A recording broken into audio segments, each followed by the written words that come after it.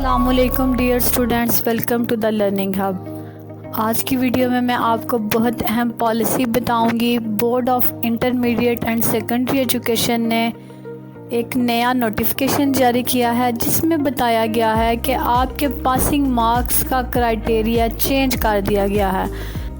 कितने मार्क्स वाला स्टूडेंट पास होगा, वो क्राइटेरिया क्या है, फर्स्ट ईयर और सेकंड ईयर को मिलाकर कितने मार्क्स हासिल करना ज़रूरी है, ये सारी इन्फॉर्मेशन मैं आपके साथ इस वीडियो में शेयर करूंगी।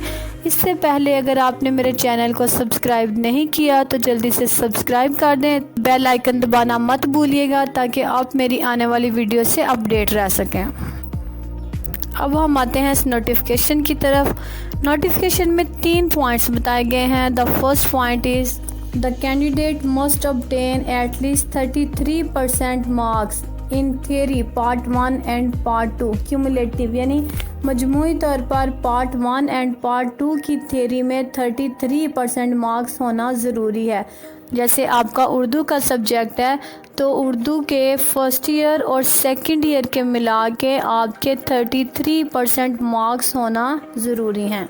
The second point is the overall aggregate of the subject including practical and theory part 1 and 2 becomes 33%, यानी वो सब्जेक्ट जिनका प्रैक्टिकल भी है, जैसे आपके साइंस सब्जेक्ट्स हैं फिज़िक्स, केमिस्ट्री, बायो, उनके प्रैक्टिकल को शामिल करके आपको 33% मार्क्स हासिल करना ज़रूरी है। मजमूई तौर पर आपके पास part 1, part 2 or practical, theory और प्रैक्टिकल को मिलाकर 33% मार्क्स हासिल करना ज़रूरी है।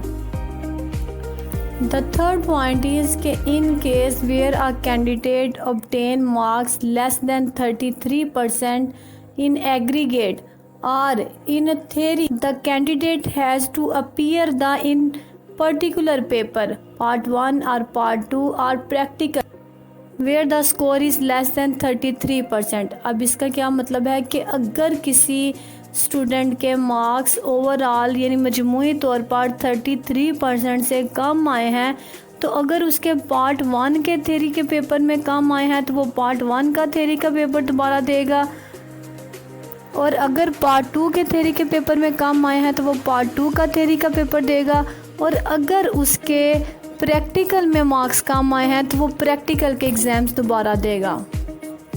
अब नीचे जो उन्होंने एग्ज़ाम्पल दी है मैं वो आपको एग्ज़ाम्पल भी थोड़ी सी एक्सप्लेन कर देती हूँ।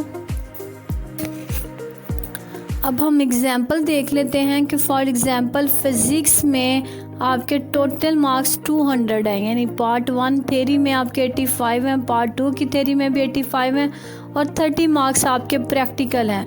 तो उसका 200 का 33% 66 नंबर आपके बनते हैं। ठीक है, 66 मार्क्स हासिल करना ज़रूरी है पार्ट 1, पार्ट 2 थ्योरी और प्रैक्टिकल को मिलाकर। अगर आपके थ्योरी में आ रहे हैं 28 यानी 33% दोनों में आ रहे हैं, और आपके प्रैक्टिकल में 10 मार्क्स आ रहे हैं तो आप पास हैं, क्योंकि टोटल आपका एग्रीगेट बन रहा है 33% है जो कि, तो आप पास होंगे। और अगर आपके थ्योरी में मार्क्स ज़्यादा आ रहे हैं यानी 30 और 30 मार्क्स आ गए हैं आपके पार्ट 1 और पार्ट 2 थ्योरी में, जबकि प्रैक्टिकल में आपके मार्क्स कम आए हैं और एग्रीगेट प्रैक्टिकल में आपने 6 मार्क्स लिखने, आपका एग्रीगेट 66 बन गया, तब भी आप पास होंगे, क्योंकि मजमूई तौर पर 33% लेना ज़रूरी है। तो ये आप पॉलिसी आपके हक़ में बहुत बेहतर साबित होगी कि इस तरह से आप मजमूई तौर पर आपके लिए 33% लेना ज़रूरी होगा। अब ये क्राइटेरिया है पासिंग का, लेकिन अगर आप फॉर एग्ज़ाम्पल आपने ये केस 5 आप देख सकते हैं इसमें कि 35 मार्क्स बच्चे ने लिए हैं पार्ट 1 थ्योरी में और 20 मार्क्स लिए हैं पार्ट 2 थ्योरी में और 20 ही प्रैक्टिकल में है, और उसके ओवरऑल जो है वो 75 मार्क्स बन रहे हैं, लेकिन उसके पार्ट 2 थ्योरी में मार्क्स 33% से कम हैं। इस वजह से उस बच्चे को पार्ट 2 थ्योरी में दोबारा अपीयर होना पड़ेगा।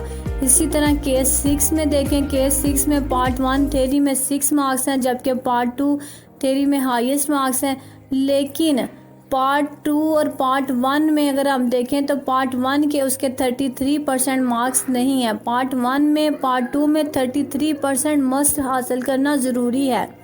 ठीक है, तो अब वो पार्ट 1 के पेपर में दोबारा से थ्योरी के पेपर में अपीयर होगा। अब हम देखते हैं केस नंबर 7 के थ्योरी में पार्ट 1 में भी 28 है यानी 33% है, पार्ट 2 में भी 28 यानी 33% है, लेकिन प्रैक्टिकल में 8 मार्क्स हैं जिसकी वजह से आपका एग्रीगेट 64 बन रहा है। अब वो बच्चा सिर्फ प्रैक्टिकल के पेपर में दोबारा अपीयर होगा।